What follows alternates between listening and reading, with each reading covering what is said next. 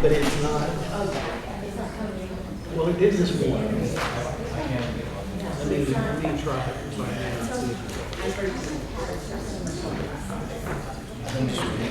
See now, it's a little better. It's not doing what it was this morning.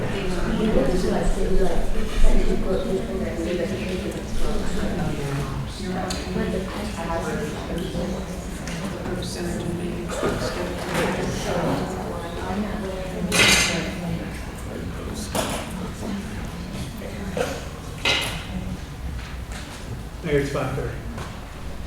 Yeah. Okay, we'll call the meeting to order. This is the work session for Bella Vista City Council for November 17, 2025. First item is review of the minutes. We have two different minutes, October 27, 2025 and November 12, 2025, which was a special meeting. Is there any comments from anybody? Okay, you can look at those again until next week. Next thing, unfinished business is establishing a business license requirement for qualifying businesses operating within the city, providing for classes and exemptions, requiring annual renewal, establishing fees, providing penalties for violations, and for other purposes. And this is the third reading and was tabled. And I believe, Jason, that this has the amendments in that people agreed to last week. Yes, we included the amendments that were adopted at the last meeting on second reading. And so this, as presented in the package, should be the latest and greatest for your third reading. Okay. Taylor, I wondered if you could give a brief presentation about it. I know you guys have heard from staff before about this. I have not much to add based on what we've talked to before, but essentially this would be a streamlining effort for businesses that are currently existing in Bella Vista and those that are coming to Bella Vista, or those that are existing and move within Bella Vista. Currently, I know Councilman Williams has said this, that they should know the process as it is right now, and that is they have to come to zoning, they have to do zoning compliance, preferably they've done that before they've invested in the property, or the real estate agent's done that. They've made sure that the use is compliant, that the use, if it's more intense, is still allowed. There are certain development triggers that are required if you're increasing guests or suites or offices, things of that nature. All of that needs done during the due compliance before you open the business. And then of course, I won't speak for Steve, but then fire has requirements as well for their occupancy that they are supposed to be getting for their business. And so this essentially streamlines that with the other cities that are doing it right now. Like Rogers has a really great webpage that lines out the check marks and what they do. It gives them something tangible to come and get that triggers basically the requirements that are already here. So essentially, that's what staff is just looking for, is a streamlined process for staff and the applicants and the business owners. That's all I have. From my side specifically, it's zoning compliance, because zoning compliance on the back end is very difficult. After the applicant has already invested in a property, moved in a property, they open their doors, they have guests coming. The sign goes up, and that's typically whenever planning or development compliance notices that there's a new business here that's not been authorized, it's not been through the process, and that is just, it's not a fun process for us or the applicant. Telling them that they can't be open, they have to either close their doors, cease and desist, whatever it be. It's a zoning code violation, which is a daily infraction. We try to avoid those situations. We want everything to be done up front. We don't want to be the no-sayer that comes in after it's already been established, and that only prolongs the period of compliance essentially just by an amount that's not needed. So we would like to avoid that situation as much as the property owner or business owner. So that's all I've got for you. Larry? I guess my question would be, is how many situations have we experienced that created a problem? And was the problem self-induced, meaning that the owner did not do due diligence? As an example, if you're a homeowner you think, well, what can I do on my property? And so you check on things if you're buying. If you're looking at living in a property and then doing some expansion, you obviously think about the POA, the ACC, and the city, because we have different layers in there that affect us. And so it would seem to me that it would be intuitive, if I were a business owner, to have that basic fundamental savvy, if you will. And so how many instances have we experienced that precipitated the drive to propose this business ordinance, licensing ordinance? I can't give you an exact number. I'm standing here before you right now, being asked that on the spot, but essentially this year and end of last year, I'm not sure if it's the driving factor, but of course, you know, we've had a shopping center that has been turned into something else that had multiple businesses within it that now have to find somewhere else to go. And so there's been a recent uptick as of now because one of our larger entities that homed several businesses is now demoed and is now becoming a parking lot and an outdoor recreation facility. So I think it's just as of recent brought an item to light. I have an unrelated situation that comes to mind right now that's not related to that specifically. Is we had a business owner that wanted to expand and produce a location for his business on the west side. He was already established on the east side, but he's outrun it. And so he's a legal nonconformity right now on the east side. So he hasn't been through the zoning and occupancy and fire requirements before because he's just existed long before the cities existed. And so he just did what he did on the west side, didn't call, didn't ask, didn't check the zoning, started moving in material to operate his business, and we had to come in and tell him he had to stop doing that. The zone did not allow for it at all. It required a rezone. We educated him on what that process was, coming before you guys, asking for the zone, and he chose not to seek that route. So I'm not sure what he's doing right now for his business expansion since we've had that conversation. But there are several instances as of late, but I can't give you an exact number right now. What will be the real benefit to the businesses with the licensing program? What do they get out of this? What is the advantage to them to have a business licensing in Bella Vista? I can answer that. I think the businesses themselves don't get much of anything. The city, right now, there are business activities, the city has no idea what's going on. You don't know what's going on in your city. So the benefit is that the city knows what's going on in the city. That's the benefit. It really, no more than it gives a driver anything to have to get a driver's license. You can drive just as fine without it, but the government has to know who's on the road to know who's responsible for what's going on if something happens and that there's some degree of compliance. It's the same concept. The business license is not intended to provide any service. I mean, it wouldn't. Now, in terms of market knowledge, potentially they would be able to contact us and know how, what's registered here. That, I guess, perhaps that's some slight benefit, is just knowledge on the behalf of everyone, not just the city government. But I don't know that you could really say that there's a hard benefit in terms of, business X having to get a license. What do they get out of it, sort of a thing. Because you can go on the Bella Vista Business Association website and find information about all of They've been on members, registered there. So I did notice in the comparison sheet that Taylor prepared for us that every first-class city in this whole area has a business license except us. And a first-class city is 2,500 people or more. So the only places that don't have it are very small places. I would just hope that it would also streamline what's currently happening. Just as a business owner, like a developer or applicant, the more streamlined things can be in Bella Vista, the better, in my opinion, because it's already unique. They don't just have to worry about us, they also have to worry about the developer. If there's a land use plat restriction that prohibits their business, that's an additional layer here that they have to be aware of. So just saying anything that the city can do on their side to streamline things and make things a little more understandable or tangible with an appetite, that's typically a plus. Sorry. Mayor. Oh, Travis.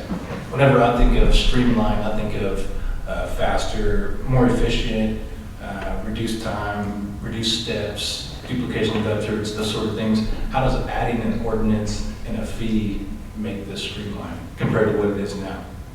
It creates a process that's streamlined, because right now there isn't one. It's essentially staff is making sure, or trying to make sure on the back end, pulling them back, closing them down, whatever it is, going through the actual process, which may require a rezone that could be 6 months long. Again, all that on the back end is what's happening whenever if there was an ordinance that was a requirement when they call us and say, I had an email yesterday that said, is a business licensing required in your city? And I said, no, but you still need to make sure that all the zoning and land use requirements are met and that your fire occupants are met. I don't hear back from them. So if I said yes, and here's the steps, and here are the process that the city's established, it's just, it establishes that and gives it like an actual tangible set of steps for them to follow. And my other thing about this, Jason mentioned it, that a potential business could look and see what we have, but whenever we tried to do that research on cities who already have a business license, they weren't able to readily produce that information to us. And I didn't realize that wasn't shared with the rest of the council, but maybe you could just attest to that it doesn't make the business information readily available. Which is interesting. The one that you asked me to prepare afterwards, after the fee schedule was shared.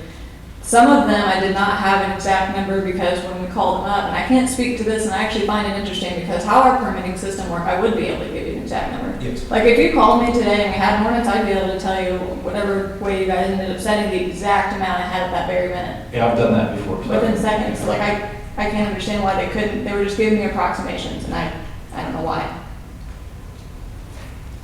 Wendy? Thank you. How would we notify existing businesses that this would be a new requirement so they could be prepared and be compliant?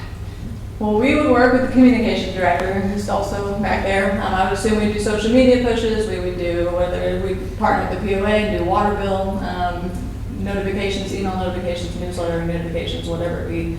But just like any of our other requirements, there would be a heads up. It wouldn't just be like surprise. There would be heavily public engagement. I believe she would agree with me. Yeah. With the renewal process, would that be on them, or we send a reminder that this will renew? It's just like developments on the developers. The same thing for the short-term rental owners and their short-term rental permits. It's on the business owner or the person who is acting or developing. So technically, it is their responsibility to make sure their licenses, just like with the state, if they require, they need to be doing that as part of them as a business owner. However, if staff has time or the capacity, like with short-term rental ones, we try to send a reminder, hey, it's going to expire, or it did expire and you haven't submitted anything yet. So that way they have a window of time frame to get that, to avoid the relapse and the bigger fee and whatnot. But technically it falls in the hands of the owner. So what increase in staff needs will you have to process the business licensing and manage that program? As of right now, with how we're operating, I can't say I need a whole new staff member, or I can't speak for Steve to see if he needs fire inspectors, because right now we're kind of doing it, it's just messy. We're just wanting to streamline the process with this. Our compliance is already doing it on the back end. If it was on the front end and a planner was dealing with it, maybe it'd be quicker and faster than how we're doing it right now. So I can't give you an exact manpower or hour power that we would need for this, but I can't expect anything as of upfront that we would need. Wendy? Sorry, one last question. For entities that have more than one location, like the POA has several locations, would they get one license or would they get one for each individual location? So the ordinance itself says that for each business premises, so for each location.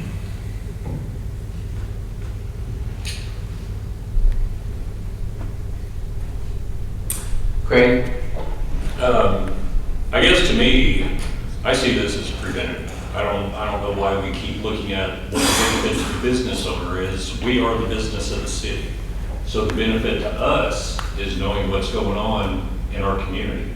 I don't think you could find many new business owners or many business owners that would know anything about zoning. I mean, we see it every week, every month. People are confused. Taylor probably has a litany of questions daily about, well, why can't I do this or that? It's not just a known thing. I mean, the whole planning of cities and communities, it is not intuitive. I mean, it is a process. And anything that can streamline that process or get it to where it's a benefit to us and a benefit to planning, you know, and as far as fees, I mean, we established fees and all that kind of stuff. I mean, I'm not even considering that. It costs, you know, to build. That's just the way it is. But, you know, as far as establishing a business license for our community to where people actually know, you know, we have something on our agenda right now where if it was not a rezone, you know, somebody just tried to come in and open up a business just out of the blue. I mean, what's the difference? So we're sitting here talking about rezoning for somebody to come in and do something, or they can just go and just do it. And then just, you know, ask for forgiveness later. And that's the premise that we're running on as a community right now. So I struggle with that. But we could have that process set up anyway to help businesses when they come in. That process could be This is exactly what Taylor's don't offering. need the business Well, what is license. Taylor not offering by offering what she just said? How does that differ from what you're asking? I'm only suggesting that we could have the process organized administratively without having a business license requirement. What is the hang up with business like? It's like a dirty word. I don't understand. I don't know what, from a business standpoint, I don't know what they're getting out of this. I couldn't tell you how many businesses I've walked into that didn't have a business license hanging behind the register or hanging by the door. I've never thought about it. I've never cared about it, but that's part of the process. It just, that's the way cities operate. So. Okay, thanks both of you for your input. I think everybody's had their questions answered now. And so we can consider this next Monday. The next item is an ordinance amending Bella Vista zoning ordinance and map to rezone property described in rezoning petition number 2025-59940. County parcel number 16-43269-000 from RE Residential Estate District to C2 Local Commercial. This is on second reading. And if I'm not mistaken, Jack Kehoe would like to speak to us briefly.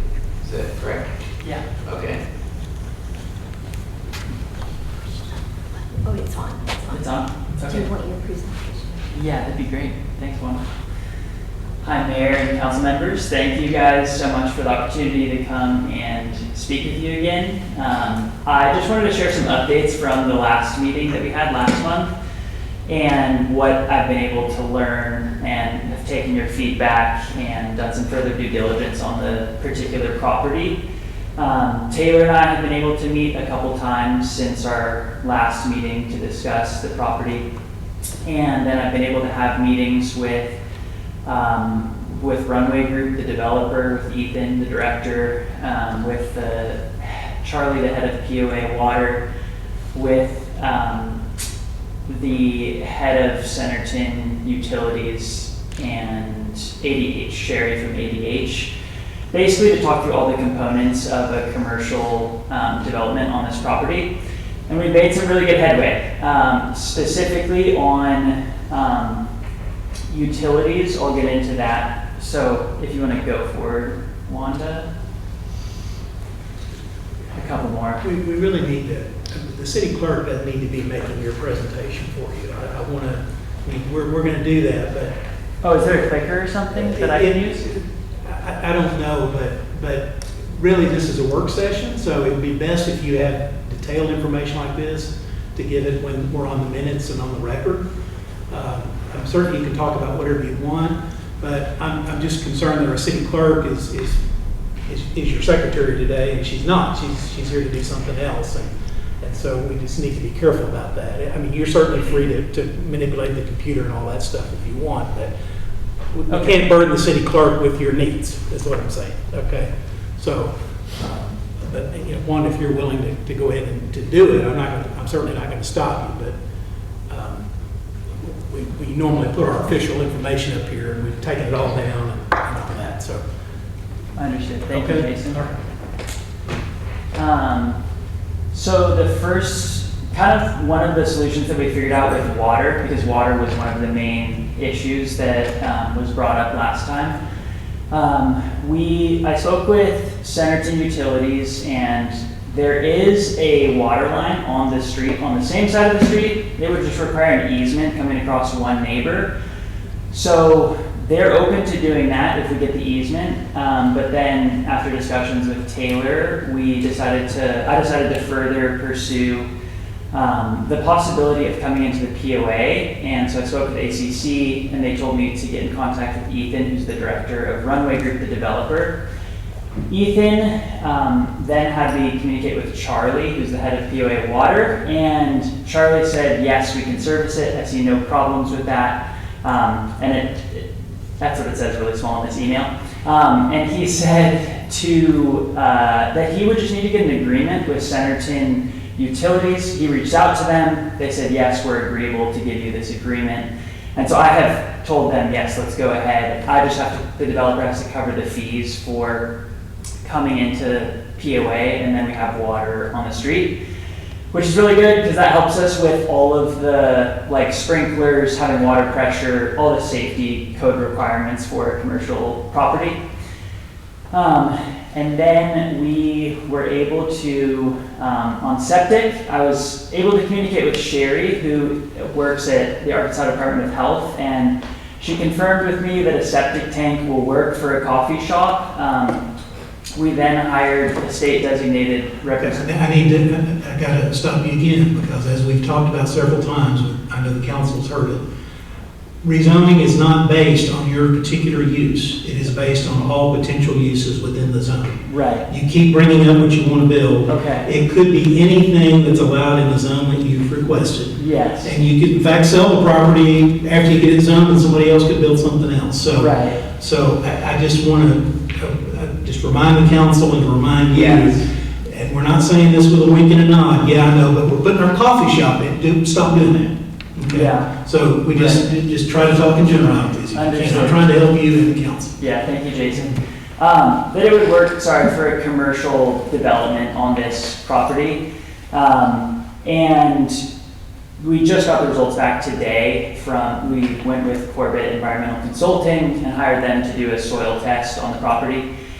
From our I had this conversation an hour ago with Rebecca Corbett. They do a lot of soil testing in Bella Vista, and from this phone conversation an hour ago, she said, yes, I think it would work for a small commercial development on the property. And so after the feedback from last time, I had originally proposed a C2 designation. The reason I had proposed that was because directly across the street, the village center, where the ACC is and Bella's Table, is C2. And in general in development, it's recommended to, if it's adjacent to another commercial property, to go for the same designation. After the conversation last time, it was brought to my attention that this might not be so favorable to neighbors. I've had conversations with two of the neighbors about their concerns surrounding development next door, and those conversations went well. And so what I'm proposing is to change from C2 to a C1 designation. In the new code, C1, the purpose of it says that it's for transitional commercial between higher intensity commercial and residential. And so I think it would fit perfectly in this location because directly across the street you have C2, the shopping center, and then on the neighboring sides you have residential estate. And so this C1 designation is intended for these exact purposes. And so having figured out the utilities being water and then septic. And then discussing with neighbors, I wanted to present all this information to you and propose that it's shifted to a C1 from a C2 rezone designation. Shay? So my question is to Jason. If we're going to change kind of the initial application, would it still be our vote then, or would it go back to? No, it's up to you. You have the ultimate, the public hearings have been conducted. And it's up to you, the council, to determine what the appropriate zone is. So if, right now it says C2, the council could do the council could do any zone if it deemed appropriate. So no, it would not have to go back to the planning commission. One option the council does have, and I'm not trying to, I just want to, doesn't come up often, I just want to make sure you know all your options, is that you can actually send something back to the planning commission for further review. And so you do have that option. I don't know whether we've really ever done that, but that's there should you desire. Travis? Hey Jack, thanks for putting in a lot of effort and legwork here. I think our staff attorney was a little bit hard on you. I'm not sure how you're supposed to do the slides if you don't have a clicker, but I do agree with him when he says you keep mentioning coffee shop, because in our conversations, you said you weren't willing to do a PCD, and that would, you would make a plan for the actual thing you wanted in. And I told you that it was my belief that the council would have supported that more than this, although I don't know how they're going to vote. I only have a good guess from working with them for the last year. So that was a little disheartening for me. I think this is better than what we had last time, but I also want to let you and the council know that unless I was ill-informed, the planning commission told me that with the new zoning, you would be allowed to go back to them without reapplying and waiting however many days it is. Is that correct? What, sorry, I know it's recording, you're talking to microphones here. Yeah, I think with he would be allowed to go back to the planning commission without waiting the time. Thanks. I don't know if a time waiver. But there's a time limit, so it's On the weekend, go within ahead. 365 days, so, yeah, if he didn't appeal it, he did the appeal process instead of waiting 365 days to resubmit. Yeah, there's a new code, new zoning map, so if you guys end up, voting no on the third reading and whatnot, he could resubmit an application to the planning commission and go through the whole thing again, because there's now the ordinance, new map. And then while you're up there, if you don't mind, Taylor, would staff support a C2 zoning in this? Staff does not support C2. Or C1. C1, the new one he's trying to apply for? Well, I just want to clarify too, so Jack, he can't change the request right now, only you guys can change the request, so one of you will have to vote to amend to C1. So we're still talking about C2 right now, but should you guys vote, or someone recommend or propose an amendment to this ordinance to knock it down to C1, I'm just hoping if you do that you go through the table of uses and you look at all of the ones with the P next to it, and just, if that's what you picture and envision there. I will say C1 is more aligned with the future land use plan. It is within a type 2 node. It's right on the outskirts of it, so that's why we couldn't recommend C2, because C2 and the higher uses are supposed to be around the intersection of 340 and 279. But C1 would still meet the future land use intent right here, so. Is there a more appropriate one for that area? Based on the new uses, CR wouldn't really meet the intent, because CR is really intended for large pieces of land that have, like the golf courses, the marinas, things like that. It require a lot of landscape. This area, this is a small lot. It's a 1.5 acre. It's not what we typically envision as the perfect CR zone. And in TSO, there's not a trail intersection anywhere around here. So that's why we didn't recommend that either, because the intent of the TSO is whether that's the injunction or the intersection of a soft surface and a hard surface, or two hard surface, whatnot. So C1 would probably be the most, if that's what you were considering, applicable, I guess. If you're looking for commercial uses. Larry? What would be the process to refer it back to planning commission? And would we be referring it back, or would we have to? Ultimately, all zoning decisions are yours. So if anything ever happens, it's going to have to come back to You just moved to refer it back to the planning commission for study related to a C1, or just to study it further, or to conduct a public hearing on a C1? I mean, you have quite a bit of leeway on that. You just, by motion, state law says you have the authority to do it, so it would just go back, and then when it came back to you, I'll need to think about the procedure a little bit, but if they came back to you with a new proposal, we'll probably start over with first reading on that. Or if it was the same thing, maybe we could arrange a different way. I need to think about procedures on that, but that's my minor thing. So would there be new filing fees if I refer it back or not? No. Okay. Oh, let me clarify, or make sure I understand what you just said. I thought that the council could just amend this to C1 and go ahead and vote on it as C1. You can. Or we can revert back. You know, I have a lot of respect for the planning commission, but I don't think it's a contest to see how many hurdles you can throw in front of people. I think we should amend this. Personally, I think next week we should amend to C1 and vote on it. But that's, it's up to you guys. The sending back would just be a chance to have a recommendation of the planning commission and staff, a new staff report. We would do a C1 analysis from the top bottom, talk about it with the planning commission, and then they would refer it to you, so it'd be a whole new packet basically for that specific zone. That would be the only benefit. Travis?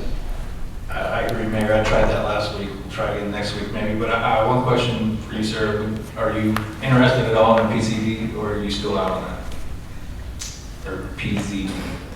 I'm most interested in a C1 because I want to get further along in before spending, because basically we've already spent a fair amount of money on getting everything done that we've done thus far to figure out septic, and basically before spending so much more and getting further along the development process, I would love to have the rezone to be able to then determine the best use as far as because basically from today, from what I learned with the septic, it can either have 500 gallons of water running through the septic per day or 750, and it's going to change the size of basically depending on how large the the commercial development would be, and the number of employees. And in order to get further to that point, I then need to essentially hire an engineer to design everything. So we're looking at significantly more cost before I'm able to get to that point. And so that's why I'm going for a C1 rezone now, and then we can further basically do the due diligence, knowing that we're going to be able to have something that is approved. So I want to do the approval process first and then begin spending money towards the development of something that. All right, well, let me try to help you out this way, and maybe if council, would everyone vote for a PCD if he did that? Yeah, I don't think it's appropriate, really. Okay, well, I think that's your best option. Okay, that's what I'm trying to say. So, Craig? Okay, I guess my question is it appropriate for us to advise applicants as to how they should develop their property? You represent the public, and really you have a wide range of comments that you can make. Okay. I just refer you back to what I've told all of you before about what you can consider when it comes to whether or not to rezone property. You can communicate that with and it's the same. I mean, it's the same rules for you to determine, and it's really what he needs to try to show you. And there are lines there, but I don't think we've crossed one. But people have the right to do what they want with their property under the law. And so obviously what we're dealing with here is what use can they make of it.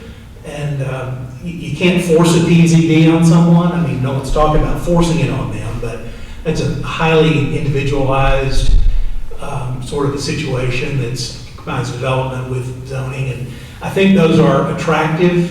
Those have been attractive in Bella Vista because we want to know what they're going to do.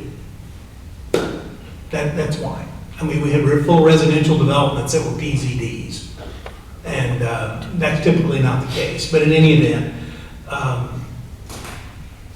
you have a lot of leeway in what you ask. Okay, well, and I do have a couple more comments, because, and I spoke with Jack about this, and I did speak with the two neighbors that are on each side of the property.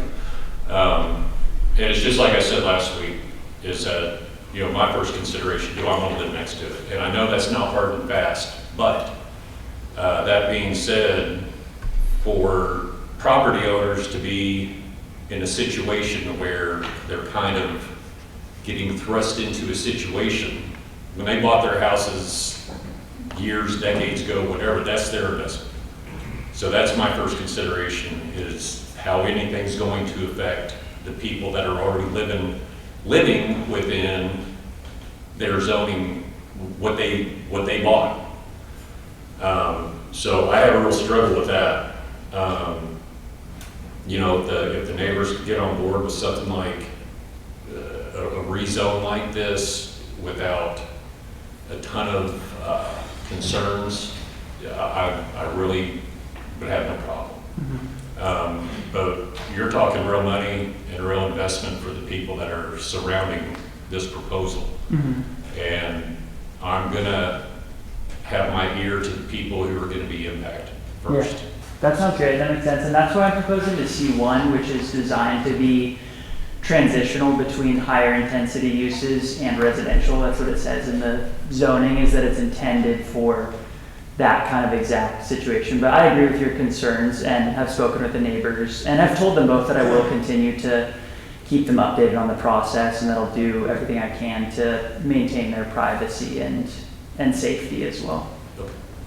Thanks. Larry? Does the newly adopted land use map that we have, zoning map that we have, show this area to be in transition for commercial? So the future land use plan shows this as it's in the outskirts of a type 2 village center. The new zoning map you guys have adopted that goes into effect December 1st shows it as RE residential estate.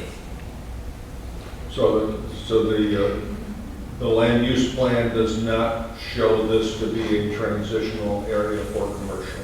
It shows it to be within a type 2 village center node. Okay. So yeah, C1. So you do show it as a transitional area. We don't have transitional areas in our future land use plan, we have nodes. So we have type 1s, 2s, and 3s. 1s are our community needs, our smaller nodes, commercial nodes that serve those that live around it. Type 2, which is what this one is within, is more of a village center. It kind of tracks the needs of those within the city and then those without and those adjacent. And then type 3 is our community destination, which is a regional draw, which that node is going to be around the Mercy Way 71 intersection. But this is within the type 2, and so since it's on the outskirt of that node, of the overlay, the node that's been identified and adopted, that's what staff was saying earlier, is that C1 does meet the intent of that type 2 village node. But we don't have transitional specifically land uses within our land use plan, if that makes sense.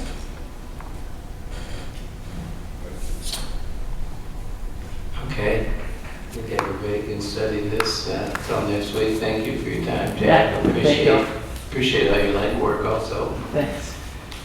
Okay, next one, we're in the new business now, is E, ordinance amending section 1641, permit required of the Code of Ordinances, City of Bella Vista, to provide for more streamlined renewals of short-term rental permits. And I believe, Taylor, is this in your area also? While she comes up, I need to note one thing that I think Mr. Hart brought this issue up, and I didn't note that correctly at the very bottom. It should have your name rather than the mayor's name on it, and I'll fix that. So, yeah, this was initiated by request of Council Member Hart to basically, our code as written is missing a component that clarifies for staff and the applicant what the process is for renewal permits. Typically, it's tradition with permit ordinances. If you're going to have an extension, renewal, or expiration, things like that, there's a specific provision that addresses that. As written, it only has just for the initial permit issuance, or just generally permit issuance, and so we are following that as written, black and white. So any permit that is issued by the city, it is good for 365 days as written in the ordinance given to us to enforce. Councilmember Harp would like it clarified to say what the actual process should be for renewed, with the point that it should be renewed from the date of the original issuance date, so that way they're not losing a time period within issuance. And so staff agrees. We said wholeheartedly we support this. This will help staff with enforcement and administration, and then hopefully alleviate some confusion with the applicants as well. So we've just added a provision B for renewed permits that says if you get your renewal permit within 60 days of the currently issued permit, then you get your extra 365 days from the original date of issuance. So hopefully that clarifies it. Well, I don't think he quite, what it does is you've got 60 days from the expiration of your permit to renew it. And then your renewal is good for a full 365 days from the original expiration date. Correct. So you don't lose any time. But you get a 60-day period in which to get renewed so you don't fall out of line and that kind of thing. That way you're not being punished for being proactive and renewing early. Or not punished, but losing out on time. It would seem intuitive that that would be the case. If you renew it and it expires on December 1st, and you renew it in August 1st or October 1st, then it would be intuitive that the renewal would be from December 1st of this year to December 1st of next year. Without Shade. say so. I was just gonna say, I like this, and thanks Councilmember Harp and city staff for looking on this. Okay, I think everybody's probably clear on that. Thank you for that. Next one is a resolution accepting a grant from Walton Family Foundation and amending the budget to recognize said grant for $117,600, the 20% local required match for the 71 corridor plan, and updating the trails and greenway plan. So I think that's an error, and I'm gonna let Mr. Robertson speak to that, but we're not updating the Trails and Greenway plan. That's some language that got left over from another thing, I think. Tyler, is that what we ended up? We are updating the plan with this grant. Okay. Yeah, so that's right. the grant is the grant that we have been awarded by the Walton Family Foundation is the 20% match that the city was expected to pay for RDOT's grant that we got earlier. That grant is for two projects. It's to conduct the 71 planning study for Bella Vista Way, and then update our 10-year-old Greenway and Trail Master Plan. So I just wanted to make sure that was clear. We're not adopting a trails plan tonight. We are just accepting the grant to update it in 2026. Oh, See what I'm saying? oh, so this grant will provide the funds to prepare an update. Correct. The local share of funds. Okay, so we need to reword that just a little bit. So we'll fix that so that it reads what we need. And so the amendment is adding revenue to the 2025 budget of $117,600. Correct. So with how they operate with their grants, they bestow it to you all at once. And so we got it for this grant year, and so they were wanting to get it issued before the end of this month so that way they can get paid. We need to amend the budget to accept it because it is a contract as well for grant stipulations that we need to follow, which is reporting requirements as typical with grants. And basically accept it to the mayor to sign the contract. And so it won't be used probably until 2026, so it'll probably be, we'll vote to push that over, but just to accept it, to make sure our budget's in good order, for when the check comes, we need acceptance from you guys. Larry? So is this an RDOT project, or is this a Regional Planning Commission project? This is a city project, but we did get, It's a city project that's initiated. Yeah, so the city, will be doing two projects, and we got the blessing from you guys to apply to RDOT and Regional Planning Commission for the 80% of the funds, which we got awarded, And so for the 20% funds, the Walton Family Foundation has said they'll cover that for the city. So that way, both these two projects are now 100% funded via grant. So Thank you for working on that.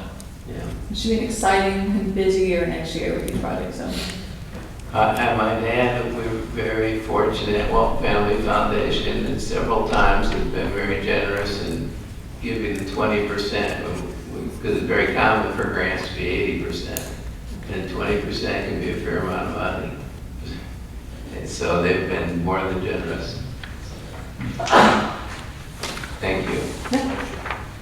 Next one is a resolution approving and adopting a fee schedule for the City of Bella Vista planning and development related permits and applications. okay, this is my last thing tonight, and I think I'm going to go sit down after this one. But this is the fee schedule that we discussed prior. With the new code, we have new applications that were created that need fees set by you guys before the ordinance goes into effect, establishing those applications on December 1st. For example, large-scale development application no longer exists come the end of November. It'll now be called a new process called site plan review, and it needs a fee. And so with that, we also have we have a minor modification application that doesn't exist. We have minor plats that didn't exist before. We have separated our vacation easements, alleyways, right-of-ways, and things like that into their own processes and own applications. And with that said, they need fees. And so we have tied in the project that we discussed with you during open discussion a couple months ago to let you know that we started looking at it. Our fees haven't been updated since 2021 was the last time we did like a full review of the localized fee schedule.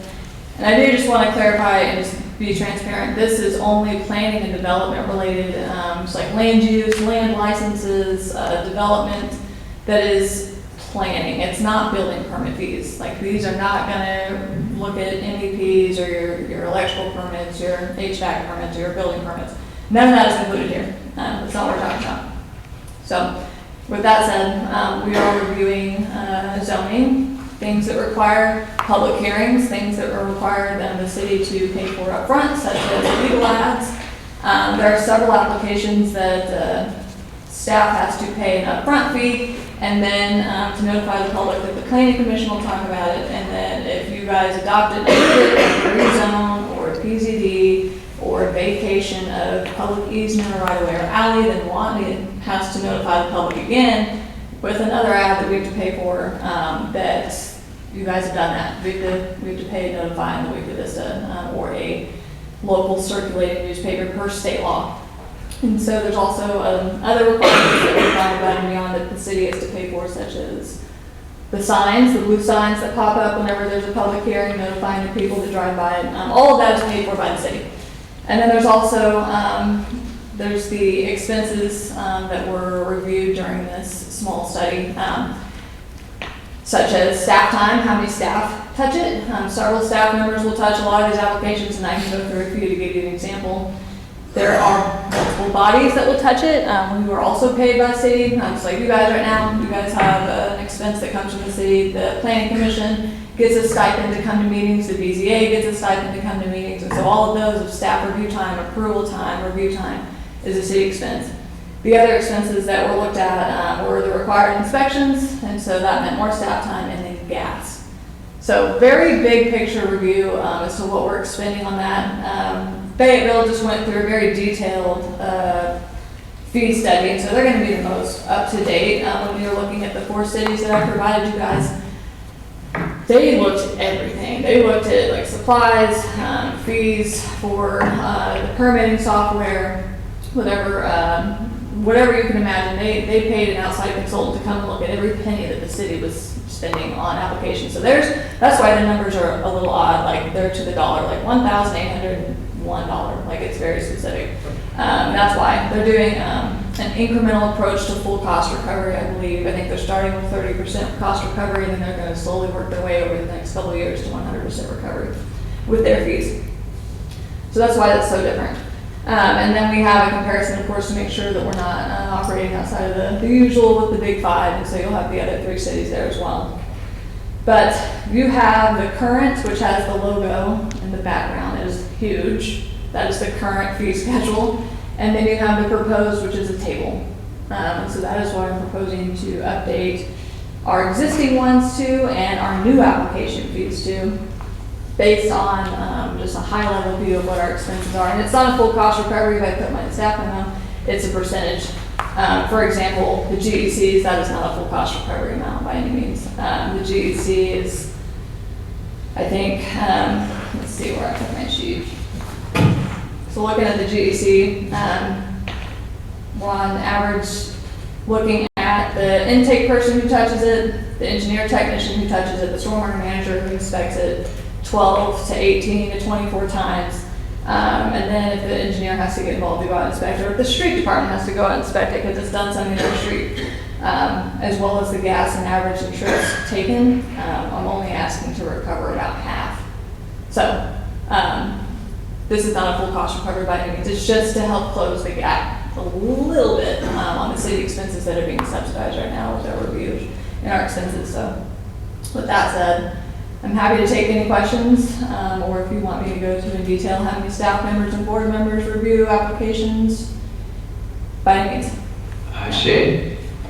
Hey Taylor, on the comparison chart for the Bella Vista piece, is that the current or proposed? Current. Okay, at the risk of being lazy, could we add one more in where we see current and Oh, proposed yeah. next to the chart? For sure. Thank you. And then for the ones listed for Fayetteville that we're seeing, then that's a reflection of the process you just described where they, okay, great. They're overtime cost recovery. Okay. This and is the then- first step. Okay, and then I know you mentioned, you know, that they're going to scale it to a full cost recovery, and I know you mentioned some of the proposed fees you put in are like a 50% cost recovery.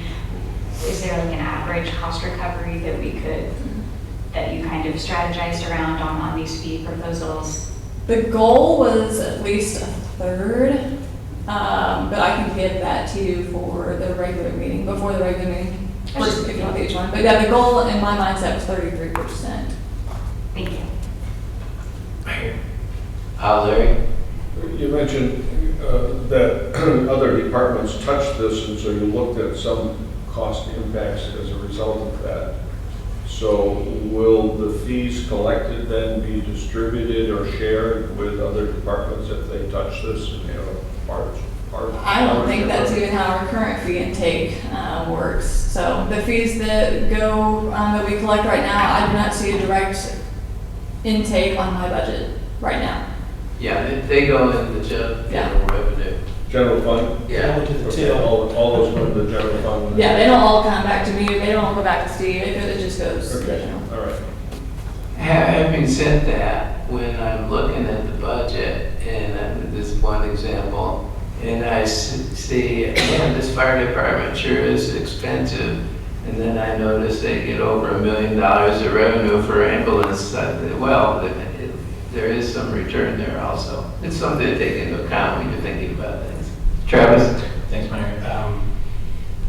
It's probably somewhere in the ordinance or an ordinance somewhere, but I don't know the answer, so I want to know, do realtors and churches that are having a barbecue have to pay the $10 for a sign? If they put up a sign? Yes. If you put up a sign anywhere in the city, if it's not within our excluded section of signs, then yes, they would have to get a permit. So I mean, I would have to check if it depends on what the event. There are certain things that we exclude from our ordinance that say you don't need a permit to do that, but you need to follow these certain rules, like your political signs when you guys run for a campaign. You don't need a permit from us, but you have like 10 to 12 requirements that you have to follow. We protect, churches in particular are protected, of course, but and we just adopted in our code new sign regs, so, but, And we don't look at land use with our new code anymore, it's just yeah, which signs. is important. Yeah, we don't look at what the sign says or what it's for with the new code. We're going, The churches are protected from that now? Well, they have First Amendment protection is what I'm talking about, so So they haven't they been- do have to comply. I'm making it more complicated than it should be, but I'm an attorney. So what I'm saying is that churches obviously have First Amendment protections. There are certain things that they do that others may have to get a permit for that they necessarily would not. Signs are regulated, even if they are a church. So I'm probably mixing messages for you, but I see. My problem with the $10 for a sign is it seems really complicated, who has to get a permit, who doesn't, and I can just see how somebody could be on the wrong end of that and get a fine for not having a permit, or you all being inundated with questions about, do I need a permit or a permit for this sign? So I would like an amendment for, put that off of there. You want the temporary signs to be free? We've got, this is just adopting fees, so you could, if you want to change the requirements for when you have to get a permit, that's going to get into the ordinance. If we want to talk about how much you have to pay for that permit, that's what we're talking about now. Now, you can make a permit cost $0, but it would not alleviate the need for the permit. So we don't have an option to change these fee schedules, because when we adopt an ordinance, you say, oh, we'll get to the, how much it costs. You can. Okay. You can. What I'm saying is you can set that fee right now. This is what you've got. And you can set a fee to $0. Okay. But whether or not you have to get the permit, whether it costs you anything or not, is in the ordinance. And that's something that would have to be considered separately. Okay, I understand, thank you. Larry? I guess my question would be, St. Bernard's has sponsored the Senior Health Expo in the spring and the fall. And so there's a sign out there, I don't know how many of them they put out. And then at the Bella Vista Lutheran Church down the street here, they sponsor the SALT conference, and that's usually an annual thing, seniors and law enforcement together. That's a full-day conference, and they usually put out a flyer for that, a sign. Would those situations require a permit from you? I'm going to caution that we not deal in hypotheticals right now, because it may depend on the location of the sign, the size of the sign. It could depend on some things that we don't want to make a commitment here without full preparation if somebody came in with a request. So, I mean, generally, you might could give an answer, not about those specific things, but things like that, or in general. I don't know if you have a general comment. Well, yeah, I just think generally just to not get in a rabbit hole, because it feels like we're about to jump in one that doesn't have to do with the fee schedule. But regarding to the fee schedule, the ordinance that we adopted on September 22nd establishes permanent sign permits and temporary sign permits that need a fee established in them. So yes, if you're going to erect a permanent sign, it's several different, there's a variety of types, you need a permit. If you're going to do a temporary sign permit, yes, you need a permit depending on, again, the nature of, the requirements that are in there. So I don't want to get lost in the weeds on something that has to do with the fees, but yes, generally speaking, the ordinance that goes into effect for this fee schedule does have permanent and temporary sign permit requirements. Shane? Hey, on the chart again, the bottom one is orange. Was that intentional? Yeah, that's for me. I was looking and divvying up between development zoning and licensing. So the event is a licensing, it's a land use license. So that's just for me. There were a lot more colors, but I simplified. Okay, I guess maybe folks could take a week and study it a little bit and see different things. So, thank you for all the hard work, Taylor. Next one is a resolution authorizing the mayor and city clerk to enter into a contract with CEI Engineering Associates, Inc. for engineering services related to the police impound lot expansion. Chief Graves.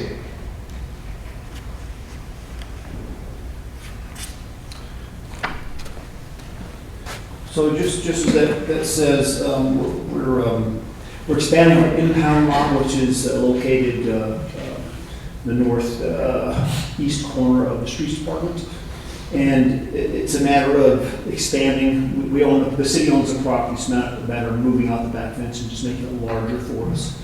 And this is part of the process. And CEI was one of the engineering services that proposed or submitted an RFQ with the city in 2025.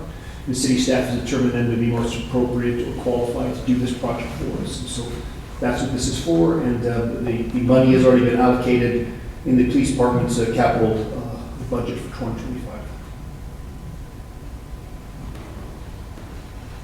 Any questions?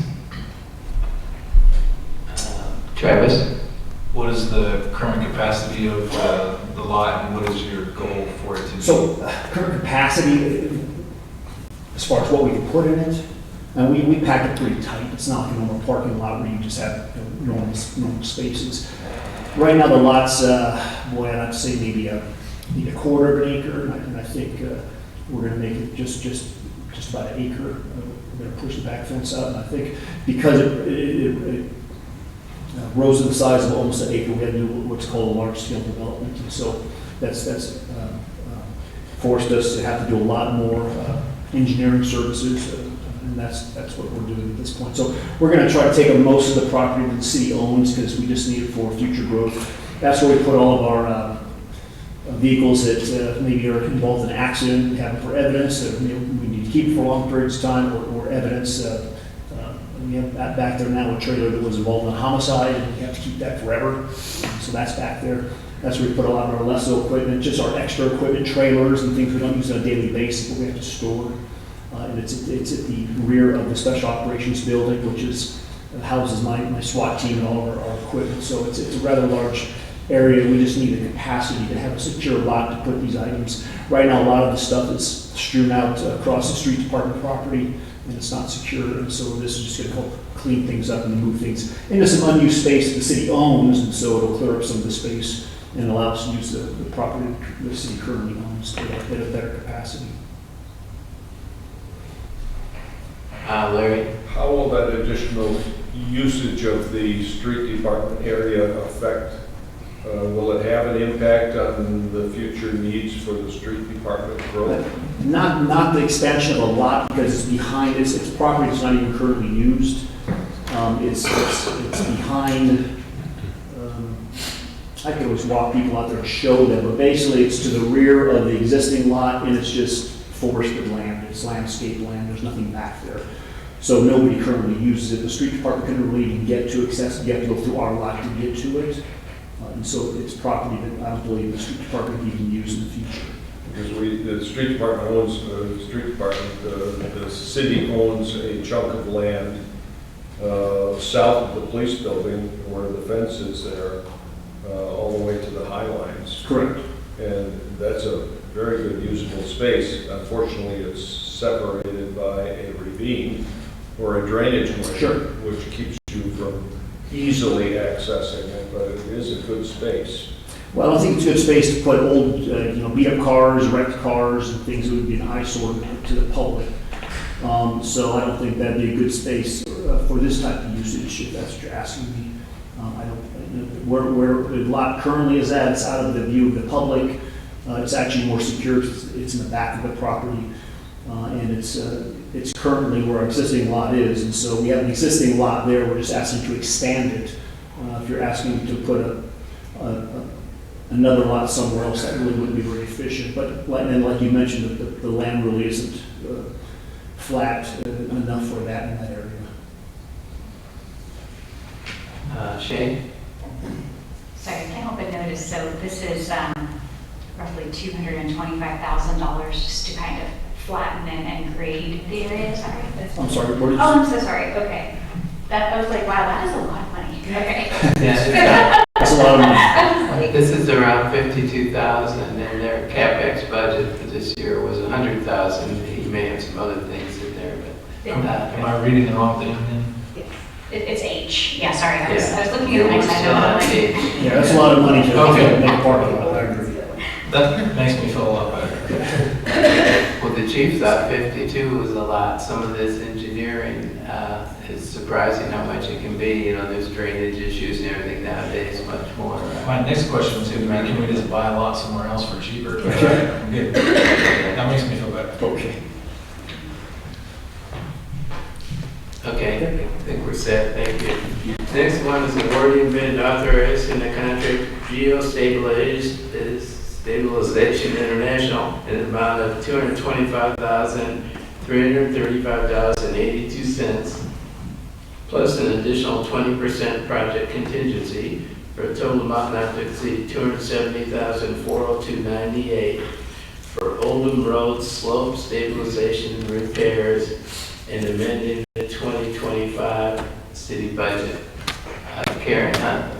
Oh, Dan, and now it's up here already. So, as you guys are should be aware, remember, we've been bringing this to you in phases. We're at the final phase. We went through the entire bid selection process. We recommend GSI, Geostabilization International. With that, also the budget adjustment, it's a twofold thing here because we're at the end of the year, and speaking with the finance director, this is how she suggested it goes. The budget adjustment for 2025 that's written into this is for $63,000. Engineering fees that have been spent to this point. GSI has indicated to us that they would like to mobilize the first part of January 2026. So the remainder of that project cost is actually listed in our 2026 capital plan. And so for this packet here, it's awarding bid and the $63,000 adjustment for 2025. This is the project we were fearful of how much it would cost, and I believe it's significantly less than what the engineers estimated. It actually came in lower than the engineer's estimate, which was a good thing. We were really worried it was going to be so much higher, but still expensive, but it's better than what we were anticipating. Yeah. Shane? I noticed in the details that it says the excavated earth will be moved to a city property site. Do you have the details on that? It's a leased site area off Chelsea and Tudor Road. It's in a floodplain. It's been undevelopable. We use it, the POA uses it kind of as a material storage site where if at a later time we can reclaim those materials, we'll do so.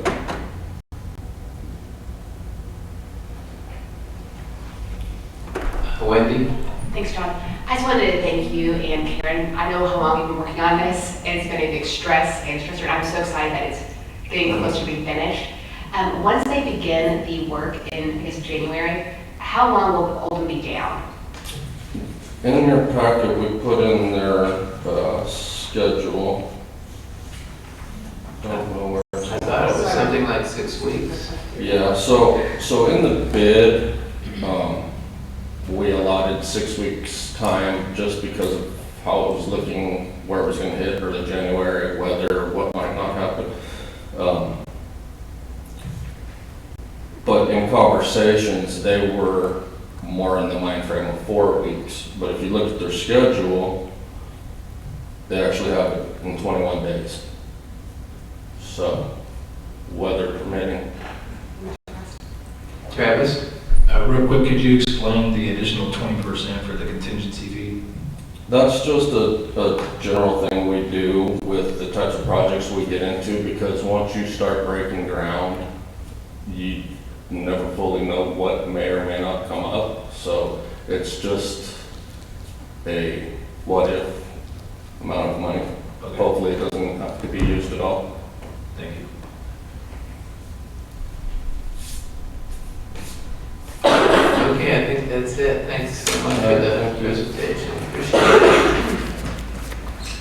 The next one is item J, resolution approving amounts of liens to be certified to the Benton County tax collector against certain real properties as a result of grass cutting expenses and abatement of other nuisances by the city of Bella Vista. Chief Graves. So this comes from a property that's listed on Clacton Lane that was identified in 2025 as not cutting their grass or weeds basically over, I believe, 11 inches. We tried to locate the property owner, get them in compliance, and that was never successful. And so we contracted services with a company to cut the grass or the weeds throughout the summer. And this is a matter of, after that was done, we did the official service, tried to send a bill to the property owner of record with no response. And so we worked with legal counsel, with Jason, to make sure we've done things the right way. The city council hasn't seen one of these in quite a while, but this is something that we've should have been doing for quite some time now, but some work's kind of fell through the cracks.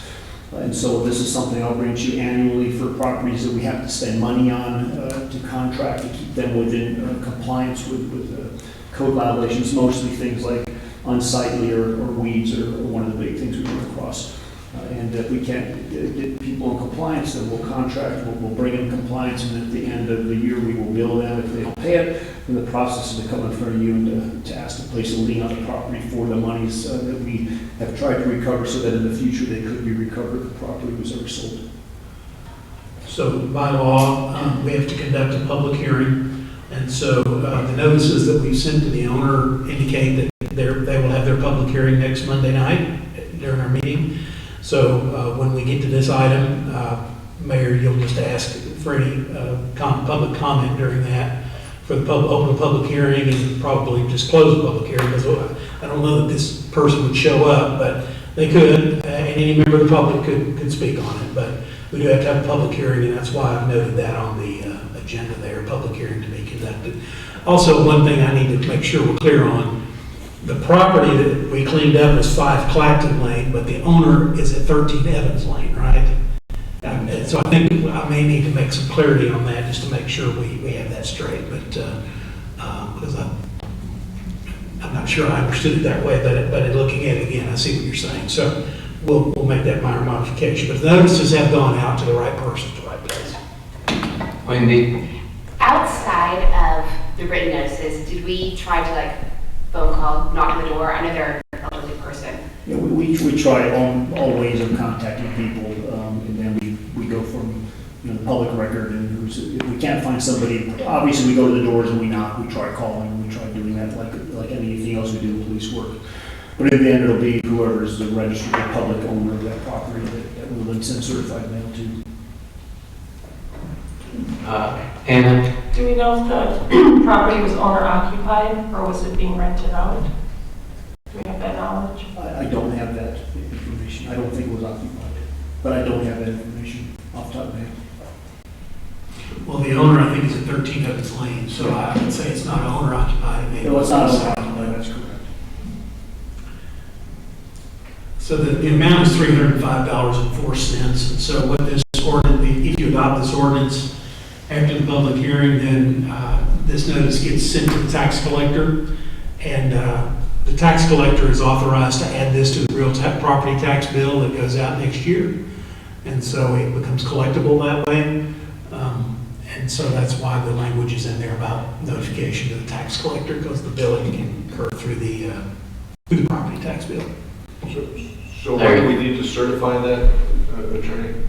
I'm sorry? Do we need to certify this to the? You just need to, you would adopt the ordinance like you would adopt any other ordinance, and then if you. Is there a timeline for that? Do they have to have it to get it on their tax bill? Well, it'll go on the next available one, but we would send it to them before the end of the year, and that should be sufficient for the next property tax billing next year, but I can't speak for them. I don't know about their schedule, but the other option would be to wait another year. So getting it done as soon as possible would be, we know when we certify these things, it's been years since we've done it, but we put that on the books, and we'll see that money someday. It's kind of one of those things. We're not, it takes a while. What I'm shocked about is there's only one property involved. Typically, you see a list of 50 or 100 different properties that a community has to go in and either mow or shovel the sidewalks, or do something to fulfill their obligation because they failed to do that. Sure. This is the only one that we've actually.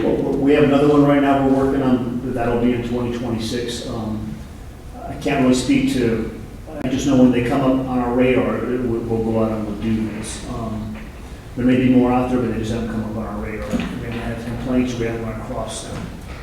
I can provide, before these duties became part of the police department in the former planning department with former people, we are former employees and former staff.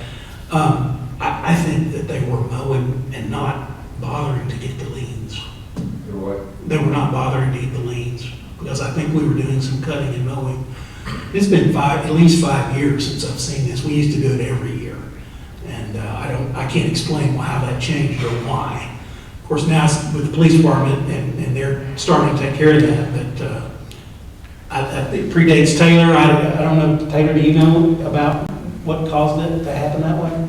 No, but from our records, when I was trying to help with the organization of the old lanes, I couldn't find anywhere we actually mowed. So I don't know if my predecessor was mowing, it was just doing compliance. I don't know. I just know since I've been here, I've come to every city council meeting since 2017. I don't remember this ever coming in front of city council, so it's been a long time since we've done this. I think 2019. I'm sorry? I think 2019 was the last. I just cleared a lane, I think, Okay. in 2019. Could I clarify, Jason, is this an ordinance or a resolution? It's a resolution. Oh, okay. Mayor, Yes, Travis. I support this, Chief and Taylor. The only kind of hesitation I have is if the property they're living in is maintained well, that's kind of concerning to me. So if they live in a separate property from where the troubled property is or the property in non-compliance, if they're taking care of where they live but not this one, that's my only hesitation with this. You see what I mean? I guess I don't follow. Okay. Well, if they live down the road and they're taking care of their house down the road, but they own this house and they're not taking care of this house, then it just seems like there's a disconnect there to me. That's my only hesitation. And I don't know why they would do that, but that appears to be what's going on, honestly. There are any number of properties in the city that are not properly maintained for their lawn. And if it's not reported to code enforcement isn't aware of it, and they don't get involved.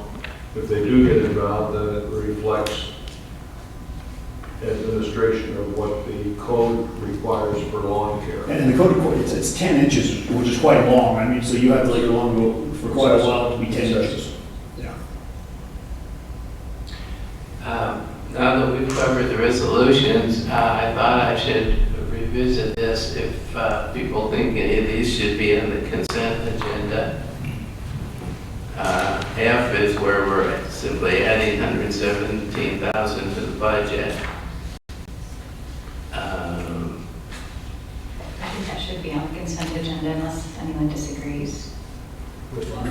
F, But I'm good with that on the consent agenda. no, that's actually taking money in and not spending it. Oh, receiving money? Yeah. Oh, well. So, anyway, I was trying to look at what else here.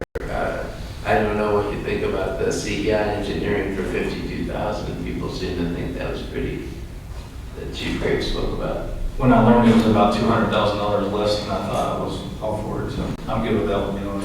Okay. Well, the contract with CEI has a cost involved in it, so, I mean, we're just not doing a contract out of good nature and goodwill.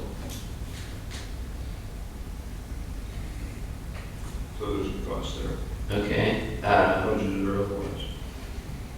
I think people understand that it's a pretty big item, so I think we should leave it.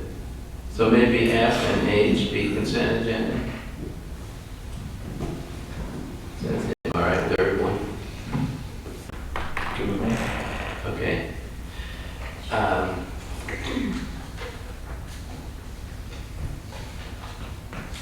Oh, I don't know about J, if you think that should be, well, there's gonna be a hearing and everything on that, so never mind. We can't do that. Okay. Let's go to discussion items. The first one is the meeting schedule. And I don't know if people thought, there was only one thing that caused me a little hesitation. On December, most of these are the way we pretty much have done it every year. On December, we have December 14 and 21, which is the second and third Monday, which is moving it up.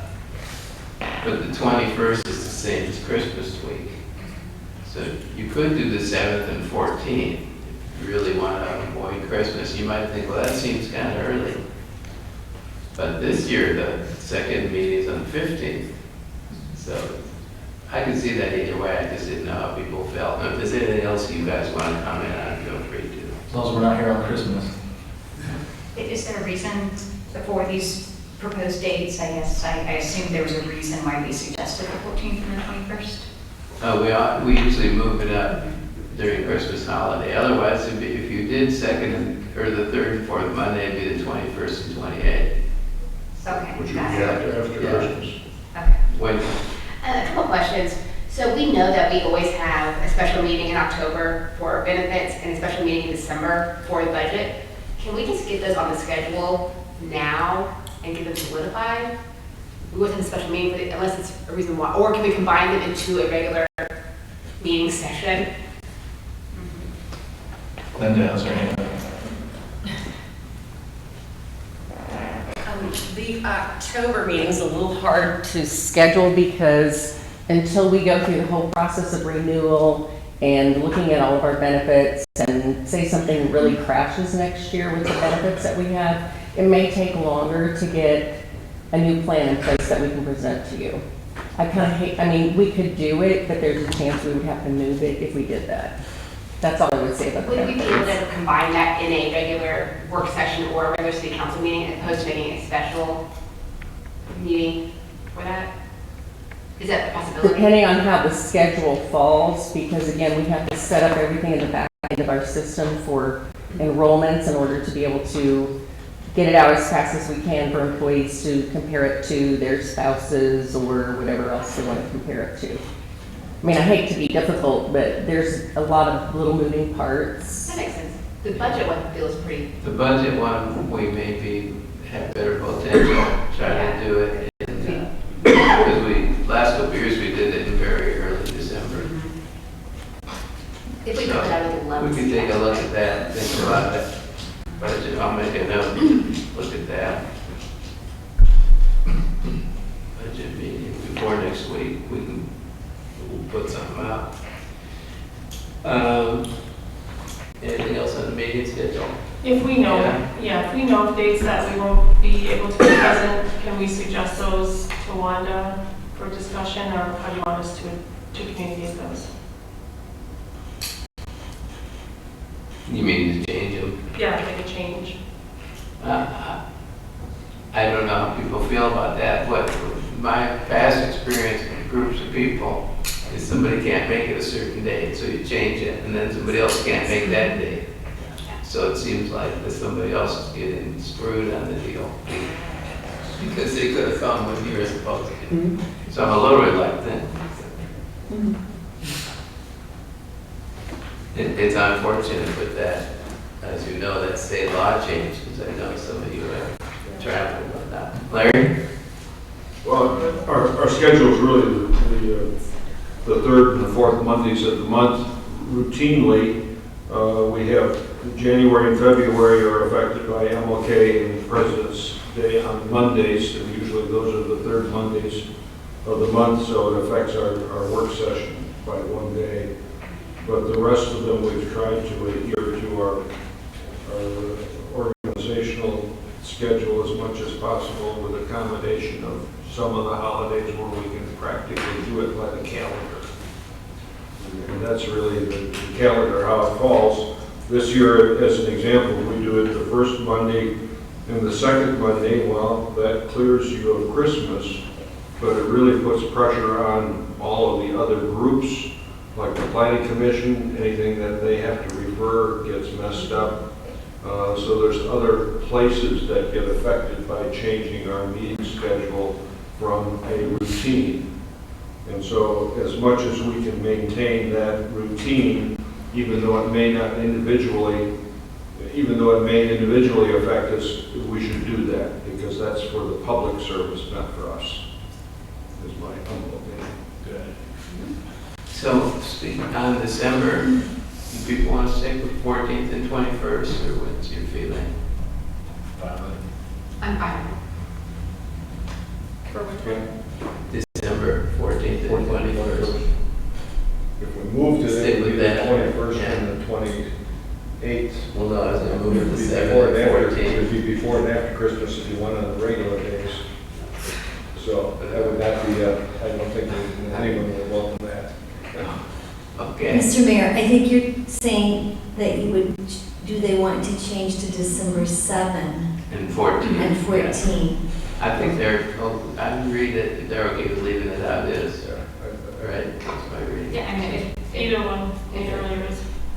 yeah, if the staff for, I mean, if they'd rather it not be right by Christmas, Yeah. then does that impact staff? I mean, I heard Larry's point about there's other things, because there's the staff to consider too. I have one more. Okay, I'll just speak for the planning commission just for scheduling. If you did move it up, that would alleviate the time pressing between the planning commission and council.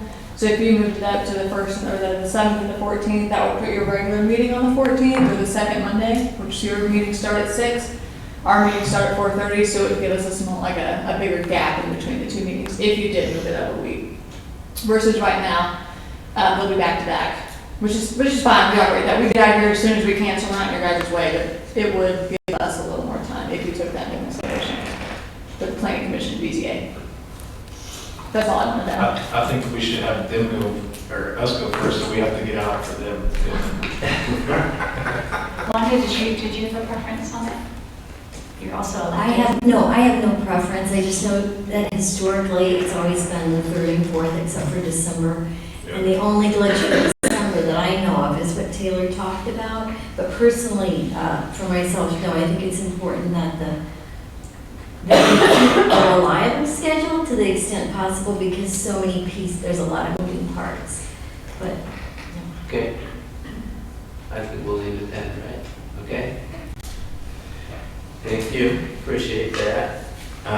Next one is 2026 proposed budget. And we don't normally actually talk about the whole budget, but we had a new budget, so I wanted to pass it out to you so you could see it. It had changed a little bit. And one big thing that hasn't happened yet, we're still in open enrollment. So it's going to be another week or so before we actually know what the medical is. And Glenda has pointed out to me, even when you know, I mean, things happen during the year. People get married or get divorced or have kids, or all kinds of things change in the plan during the year for various reasons. But we are kind of waiting to get those real medical numbers. But I wanted to show you what we had so far. And there was 2 or 3 things I wanted to mention. First one is, I think we had a little mix-up in the discussion the other day, that raises for all employees are 4%. So we decided to do this year 4%. And so everybody's getting 4%. Some people may be getting more for one reason or another. I added a new page 7.1, which shows the head count. And actually that was Glenda's idea. She said in past employers, we always show the head count. So, and I think that is worthwhile for people to see that, meaning the change in head count, the old head count, the new head count. And the third one is I included a page which was a list of additional pay possibilities for police and fire, just because that's a rather extensive thing. It's a big thing, and so I wanted to make sure you guys understood how the compensation works. So you could be making X dollars, get a 4% raise, and then do some things to get other money aside from that.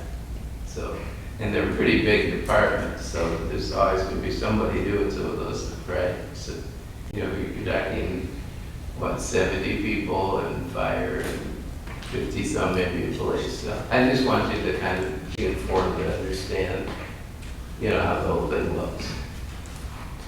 Wendy? So the budget that was, the new draft, still does not have any contingency plans if the bond does fail. If it fails, which we'll know tomorrow night, if it does not, when will we get a draft of the updated capital expenses and then those changes? Yeah, that's a good question. If it did fail, we'd start working on that right away and look at a bunch of different things. And some of the things, you know, the things that are in the bond are, well, the rules of the bond are that you have to complete things in 3 years. And you can even not take all the money down at once if there's something looks like it's going to take a long time. You know, you could have more than one takedown if you need to stretch it out a little bit. So there certainly would be an effect on the 2026 budget. But some of these things in the normal course wouldn't have happened in 2026 2026, right? I mean, but definitely we'd have to really sharpen our pencils and work fast. But I think people, well, speaking to the director of finance and myself, I think we have a pretty good idea about kind of things that wouldn't happen. Have we not started working on it yet, and we're waiting to see, like, wishes and prayers, or do we have some things prepared that's not finalized yet, just in case? No, we gave that some thought ahead of time, and we didn't want the department heads to spend a lot of time working on it. And I think in our own minds, there's a lot of things that are fairly obvious. I mean, if voters vote no, there's not going to be a fire station number 5. Things like that. And some of the things even at the headquarters, I think, will have to be delayed or even perhaps not occur. So there's a lot of different things like that, some of the equipment and whatnot. But like I say, a lot of things wouldn't happen in 2026. And certainly wouldn't happen if this didn't pass, so I think we could, I'm confident we can achieve it fairly quickly. Larry? Early voting was this last week. Tomorrow was the big day, right? Yes. And we have 4 polling places in Bella Vista. Yes. So the polls will be open from 7 to 7, I'm assuming? 7:30 to 7:30. 7:30 to 7:30. So the question is, did we have any feedback about how many voted early? You know, I didn't check on the early voting because I felt it was surely going to be relatively inconsequential because of the nature of it. Wendy? It's low. I know that when I voted today earlier, we were 75, and I saw 88 was the number I saw towards the end of the day. Total. So at your polling place, it was what, 75? That's the only polling place. Is that for that day or cumulative? Total. Oh, okay. So we need to really get the folks out to vote tomorrow. Yeah, That's really yeah. great. I think the word has gotten around pretty well. Actually, the news media got the word around a little better than I thought they might. And we've spoken to a lot of groups, a lot of large groups. And so I felt like the turnout will be respectable. Bella Vista has a way of turning out better than most cities. So, but we'll see. Travis? I just have a discussion item to add, if the council doesn't mind, before we adjourn. That's not on here, obviously. Oh, yeah, I have, the next thing I had down was Wendy Hughes about the Public Safety Committee. Yeah, so back earlier this year, I proposed bringing back the Public Safety Committee that we had previously. And in the light of the recent passing of a utility worker in Bella Vista, I want to make that actually happen. And so whatever steps I need to take to make that happen, if y'all are agreeable, I'd like to see that brought back up. Well, yeah, I had the impression that council felt fairly positively about that, so I just wanted to get, Jason tells me all the statutory stuff is in place. I just wanted to get a feel from you folks tonight, if you're in favor of it, which I kind of suspect that people would be. I was going to get with Cassie and start the process tomorrow. We need to advertise it, give people some time, and I thought in January we could be ready and have a slate of people for you to look at. That sounds fantastic. Travis? Never mind. Okay. I just, whenever I ask if people were in favor earlier, I got chastised. I didn't know if without work session we could kind of gauge where people stood on issues. Oh, I see what you mean. But Yeah. but I support this, by the way. All right. I think it's about voting, like you can't poll on an actual piece of legislation, but we can, since this isn't legislation. Well, in a work session, you can talk about whatever you want. But, I mean, there's nothing improper. When you ask about would you want a PCD, you really didn't ask anything improper. But I don't think anybody would answer your question. If that makes any sense. Okay. There's nothing wrong with the question. I don't know where it's going to get you. Well, that's right. I support it, and yeah, I think any way that we can possibly work to prevent what happened is definitely our responsibility as a city, and I know accident, but I think that establishing this committee and following through with it is a great thing to do in his honor.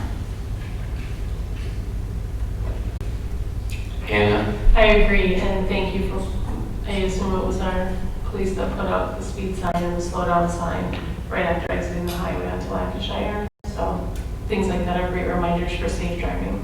So more of that. Well, it was kind of a dovetailing of different events. Frosty Merriman had been contacting us quite recently about putting the speed signs out and the animals, deer in particular, getting hit. And we kind of asked him what locations he was thinking about, that kind of thing. So, yeah, it's Bella Vista's growing, and my personal observation is there seems to be more people going fast and across the center line on curvy roads. You have to really drive defensively to stay in one piece. So, I think it's fun. It was great to have the safety committee. I'm not sure it would. It was a very unfortunate accident. I really appreciate the outpouring of the community and how badly everybody felt about it. I'm not so sure the safety committee will help with that particular situation, but it's a good idea to have it. So we're going to get going on that right away. Travis? I just wanted to talk about something that may be a little bit premature, but I wanted you all to know about it and get a heads up. I've been talking with some folks at the county judge's office and the Benton County Children Advocacy Center. They're having severe funding issues due to the government shutdown, I think, is part of the problem. I think the folks at the county, they did a study and figured out how many residents of Bella Vista have used that service. And so they're going to come to us and ask us for, I think, around $30,000. That would be our portion to fund their shortfall of about $600,000. But I think Joseph Bollinger will talk to us on next Monday about it in more detail. Yeah, it's regarding the one big beautiful bill passage, and that's where the funding shortfall came from. The county judge, Judge Mooring, sent a letter talking about the issue, and that the county had decided to give some money, and he attached an attachment showing what percentages different cities had of the CAC. And Bella Vista wasn't on it, so I appreciated some of you folks following up and trying to find out. I thought, well, they must have told some children in Bella Vista. It's not 5%, but 25 families. Yeah. So that's 25 out of 500 or so. Is that? Yeah. Shay? So wait, sorry, I heard you say it was government shutdown, but then is it a change in legislation, or is it It's regarding the passage of the one big beautiful bill. It cut funding, federal funding. All the states, because Arkansas does take a lot of that funding, and then made it harder for our governor to then allocate funds appropriately as needed. and the Children's Advocacy Center, it's largely for children who've been impacted by crimes, right? Sexual assault usually. Okay. They listed two different sources of funds that they had lost, and it was significant money. I want to say they were $300,000 each. $600,000. Total of $600,000. They're short 90 this year, and then 600 next year. Washington County short 500 next year. Yeah.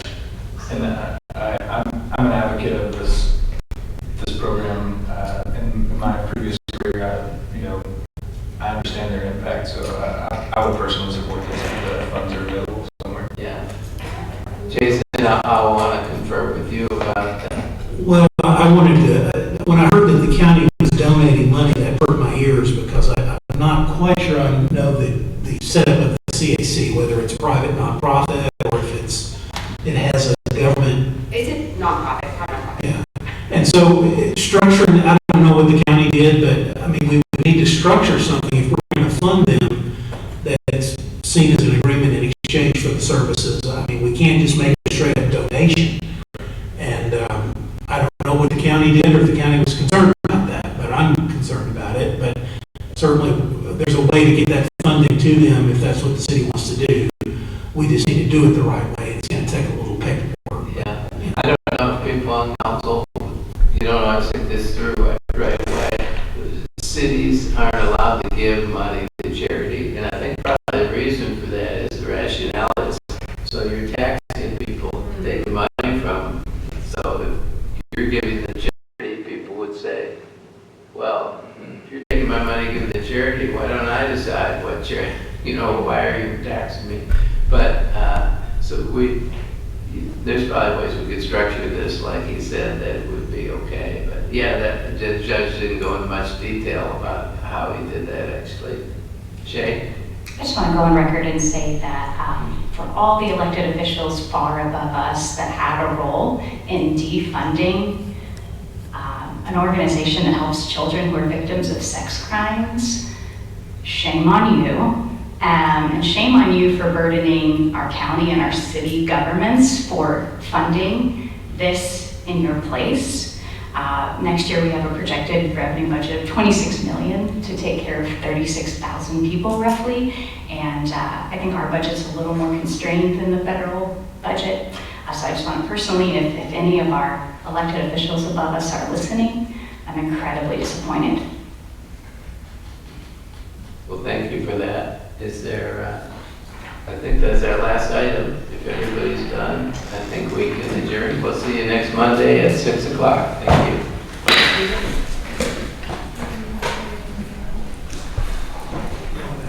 See, 2 or 3.